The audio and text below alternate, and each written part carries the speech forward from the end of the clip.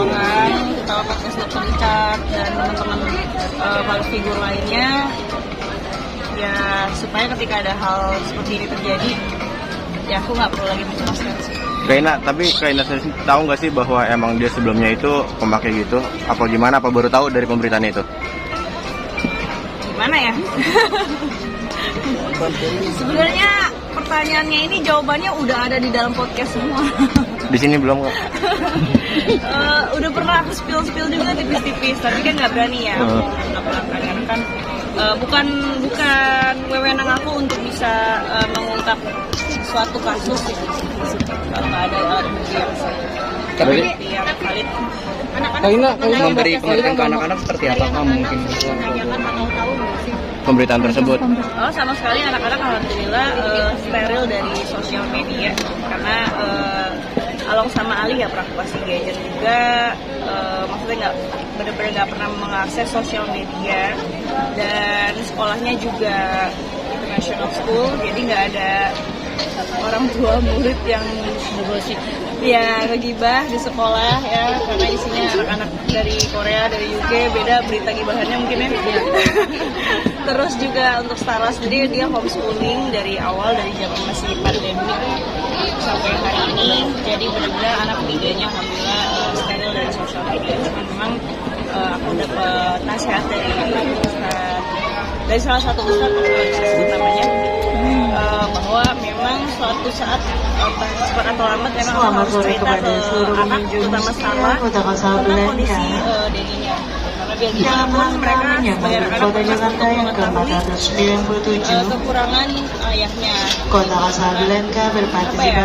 Karena ayahnya, bahkan aku sendiri, kita ini manusia, kita pasti punya sisi kelemahan, pasti ada celahnya, dan supaya nggak menimbulkan apa ya, nama mental illness-nya apa ya, jadi kayak anti hero gitu loh. Jadi kayak sosok orang tua yang tadinya dia merupakan sosok yang hero, sosok pahlawan di mata anaknya, tiba-tiba kemudian pada suatu hari anaknya tahu bahwa orang tuanya ini tidak sesuai dengan ekspektasi mereka, kemudian mereka kecewa dan mengambil pelariannya di hal-hal yang negatif. Jadi kita menghindari hal itu sedari dini dengan cara mencoba untuk menjelaskan sehalus mungkin,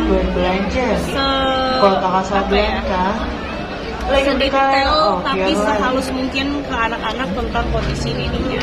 Berarti ketika anak belum tahu ya. Keluarga sendiri masih gak sih? Mengatakan gitu ke anak-anak aku. Bismillah ya, siap nggak siap sih insya Allah. Mudah-mudahan Allah mudahkan bisa menjelaskan ke Starla.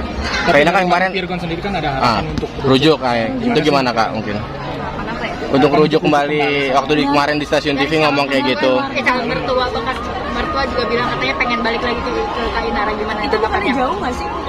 Maksudnya? Di Bekasi? Enggak, maksudnya statement dia kan Bisa aja. maksudnya saya rujuk kak. Saya rujuk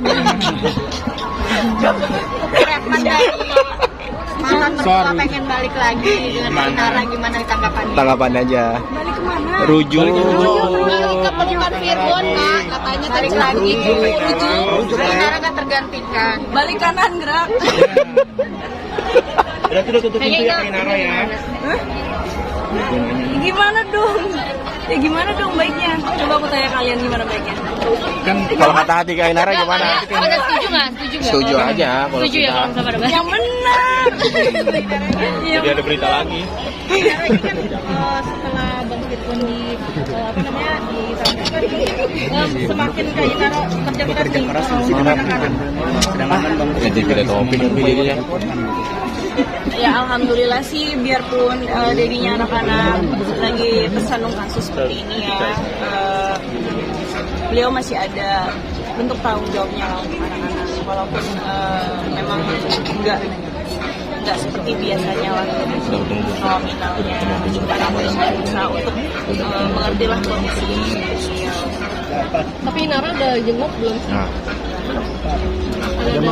Ada rencana mungkin Nah itu makanya aku bilang aku lagi cari waktu dan cari momentum gimana caranya untuk bisa menyampaikan ini ke Stella juga, karena rencananya mau jenguk supaya sama-sama.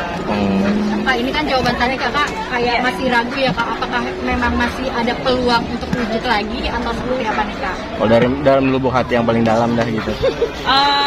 Gimana ya, kalau dari aku sih enggak.